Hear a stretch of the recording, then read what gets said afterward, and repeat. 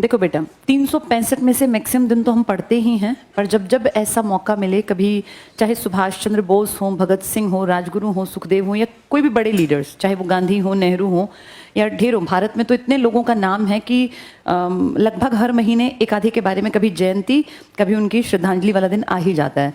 तो सुभाष चंद्र बोस के बारे में थोड़ी बहुत बातें मैं तुम्हें बता दूं जो बहुत बेसिक है और हर एक को पता हो। 1897 में जन्मे थे, आज ही के दिन कटक उड़ीसा में। बहुत अच्छे खाते पीते घर के थे, अगर चाहते तो बहुत ऐश की जिंदगी बीतती और अपने आप भी काबिल थे। एक होता है पुश्तैनी, हमारे पास बैकग्राउंड बहुत अच्छा है, एक है हम भी मेहनती हैं। ये इतने मेहनती थे कि ब्रिटेन में जाके 1919 में गए थे, 1919 में। इमेजिन करो उस समय उम्र कितनी रही होगी, 22 साल। और सिर्फ 1 साल वहाँ पढ़ाई करके 1 साल के अंदर, जैसे आज यूपीएससी की लिस्ट निकलती है तो टॉप 10 का बड़ा जिक्र होता है, उनके पीछे इंटरव्यू लेके लोग भाग रहे होते हैं माइक्स की, हमें इंटरव्यू दे दो इंटरव्यू। आज तो बेटा बहुत सारे साधन हैं, तब साधन नहीं थे। ब्रिटेन में जाके 1 साल रहे और वहाँ 1 साल में इतनी मेहनत की कि टॉपर में 4th रैंक था इनका। बहुत बड़ी अचीवमेंट होती है। अंग्रेजों के बच्चे बैठते थे ज़्यादातर उस एग्जाम में, क्योंकि वो इस सोच के साथ बड़े होते थे कि तुम्हें राज करना है भारत पर और तुम्हें वहाँ की ब्यूरोक्रेट्स में बड़े आदमी के रूप में जाना है। वहाँ उनके बच्चों के बीच में 1 साल रह के इतनी अच्छी तैयारी की, इतनी तगड़ी तैयारी की, जैसे तुम पढ़ रहे हो, इससे बहुत ज़्यादा बेहतर कि 4th रैंक आ गया। वापस आया तो पूरा जैसे होता है ना, एक खुशी होती है। अब तुम लोग लग जाओगे, तुम्हारे पेरेंट्स को भी खुशी होगी। उस खुशी के रूप में इनके पापा ने, इनकी मदर ने उस टाइम पर एक पार्टी दी। जाने मानी बड़ी हस्ती थे, इनका खानदान ना अमीर थे ये लोग। जैसे ये हो गए उड़ीसा से, ऐसे बिहार, बंगाल, ये 3 टेरिटरी में खूब खाते पीते घराने के लोग थे। तो उन्होंने बहुत सारे लोगों को बुलाया।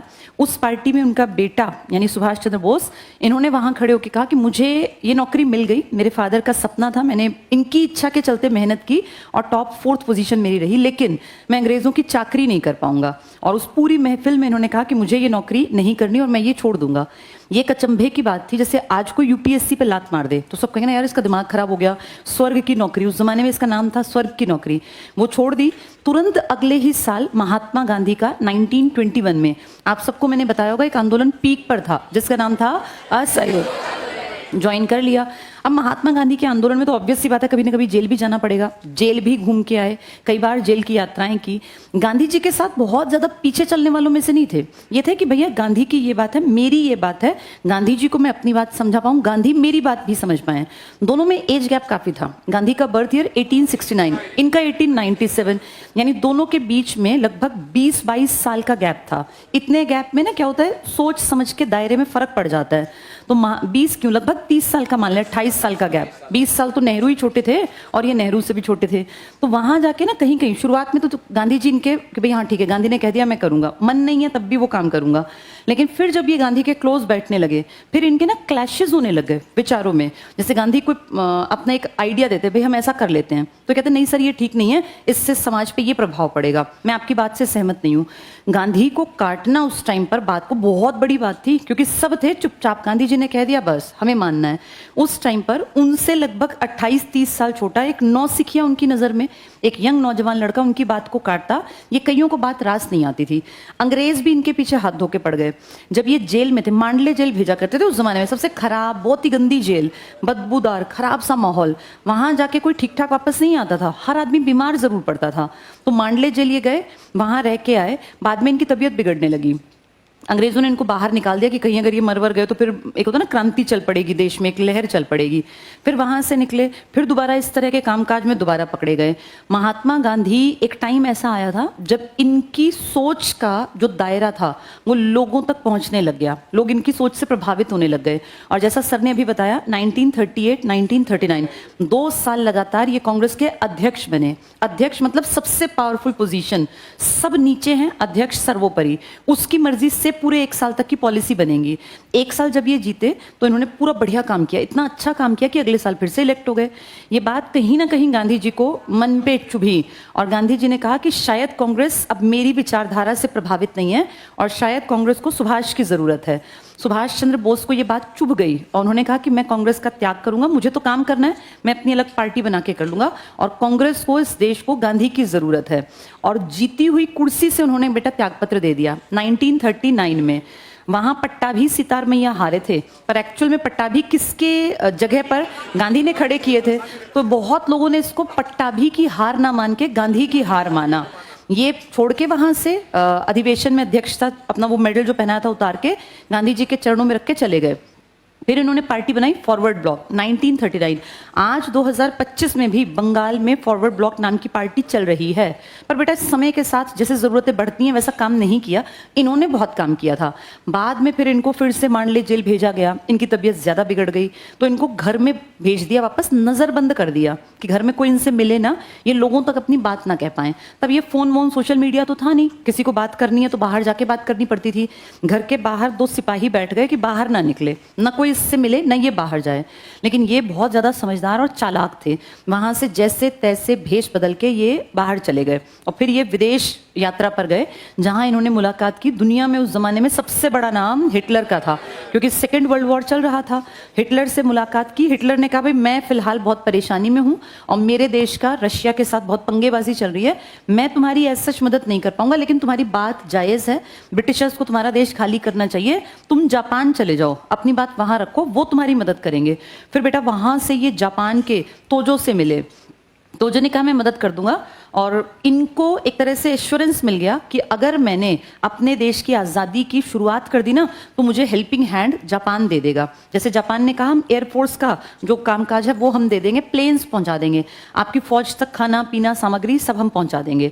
तो इन्होंने उस चक्कर में एक विश्वास होता है कि हाँ मेरी मदद करेगा। इन्होंने अंडमान निकोबार को तो आज़ाद करा लिया था, हिंद स्वराज ये 2 नाम रखे इन्होंने उन द्वीपों के। फिर वहाँ से इनकी आज़ाद हिंद फौज मेहनत करते करते वो जो फौज बनाई थी ना इन्होंने, एक्चुअल में वो भी पहले बनी हुई थी।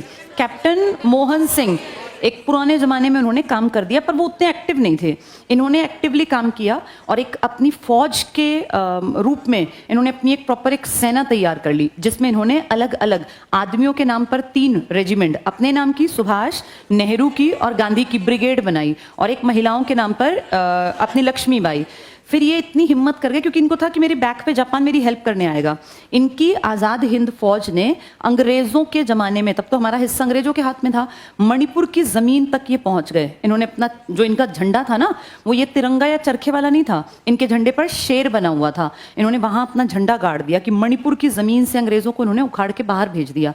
अंग्रेज़ वहाँ से निकल आए, लेकिन प्रॉब्लम थी कि मणिपुर के एरिया में ना नॉर्थ ईस्ट में बारिश बहुत होती है, दुर्गम रास्ते हैं वहाँ, आज ऐसा हमारे जैसा प्लेन नहीं है, तो सेना को आगे बढ़ने में दिक्कत आती है। वहाँ जगह जगह पर सेना को एयरफोर्स की ज़रूरत पड़ती है। अब एयरफोर्स की मदद देने का वादा कर रखा था जापान ने, लेकिन हम जानते हैं वर्ल्ड पॉलिटिक्स में बहुत बड़ा एक एकदम से चेंज हुआ और जापान के 2 शहर हिरोशिमा और नागासाकी पर अमेरिका ने बम गिरा दिए।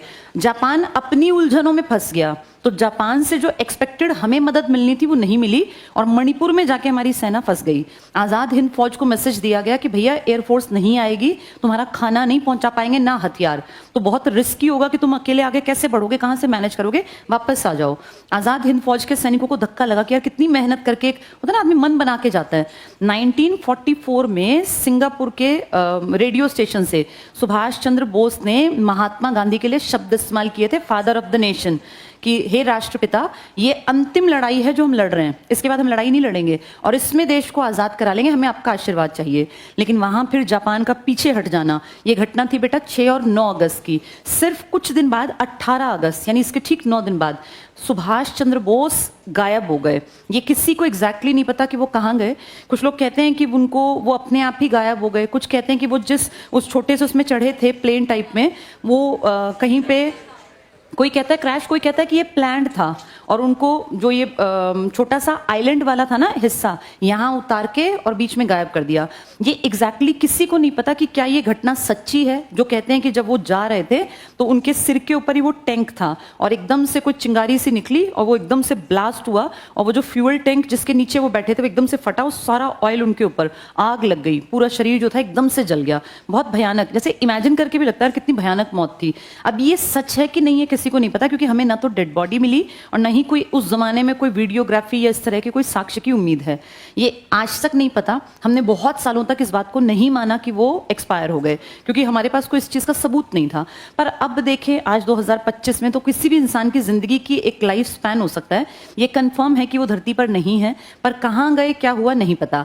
हाँ, एक छोटी सी एज में उस आदमी ने इतना ज़्यादा कर दिया कि आने वाली पीढ़ियों को उनके बारे में बताया जाना चाहिए। जब तक हम हैं, जब तक भारत है, तब तक सुभाष चंद्र बोस का नाम अमर रहना चाहिए। क्योंकि उस आदमी ने, बेटा ये सोचो, 48 साल की उम्र थी और इतना ज्यादा अपने आप को पूरी तरह से लुटा दिया। वो आदमी चाहता, तुम्हारी एज का जब था एक यंग नौजवान लड़का, तो वो कितना बेहतरीन जिंदगी जी सकता था। तुम्हारी एज से और परिमल सर की एज, इस एज के बीच में उस आदमी ने अपनी पूरी जिंदगी लगा दी भारत की आजादी के लिए। और उनका ये मानना था कि आज़ादी भीख में मिलने की चीज़ नहीं है, इसलिए उनका और गांधी का क्लैश होता था। उन्होंने कहा था अपने हक के लिए लड़ना पड़ता है। तभी ये जो नारे थे ना उनके, उन्हें यही बात तो कही थी ना कि तुम मुझे खून दो, मैं तुम्हें आज़ादी दूंगा। इसका मतलब था तुम सब जो नौजवान हो मेरे साथ आ जाओ और लड़ने के लिए तैयार रहो, मरने के लिए भी तैयार रहो, क्योंकि भीख में कोई आज़ाद करके नहीं जाएगा। इसका मतलब ये बिल्कुल नहीं था कि मरना ही मरना है, लेकिन ये था कि मेरी फौज इतनी बड़ी हो कि मैं लड़ सकूं। उन्होंने ही नारा दिया था दिल्ली चलो, क्योंकि दिल्ली उस टाइम पे गढ़ था अंग्रेजों का। दिल्ली चलो का नारा, अंग्रेजों भारत छोड़ो, ये तो खैर गांधी के साथ थे उस टाइम तक, तो क्लैश हो गया था। लेकिन फिर भी जैसे देखें अगर, तो गांधी जी का प्रभाव भी था। देश की आज़ादी के लिए अपनी भी जान न्यौछावर कर दी, कभी भी किसी की हाँ में हाँ नहीं मिलाई। अगर गांधी से देखें तो मन भेद कभी नहीं रखा। गांधी जी के साथ मतभेद था, गांधी जी मेरा मत अलग, आपका अलग। और हमेशा से ना इनकी इच्छा थी वो आर्मी टाइप की ट्रेनिंग की। तो हमेशा आप देखना, इनकी जब भी आपको कहीं पिक्चर दिखेगी वो आर्मी वाले कपड़े पहन के। और इन्होंने अपनी जो फौज तैयार की वो भी प्रॉपर तरीके से ट्रेंड फौज थी। बाद में फिर इनकी ही आज़ाद हिंद फौज के 3 आदमी बड़े चेहरे पकड़े गए थे, जिन पे दिल्ली के लाल किले में मुकदमा चला था। सहगल ढिल्लो सुने होंगे ना तुम लोगों ने, ये शहनवाज खान। बाद में फिर उनके ऊपर केस चलाया था अंग्रेजों ने, ये सोच के कि एक बेइज्जती करेंगे आज़ाद हिंद फौज की, लेकिन पूरे देश में एक पॉजिटिविटी की लहर पहुंच गई थी। तो आज वो दिन है। सुभाष चंद्र बोस ने जो उस टाइम पे किया वो उस टाइम की जरूरत थी।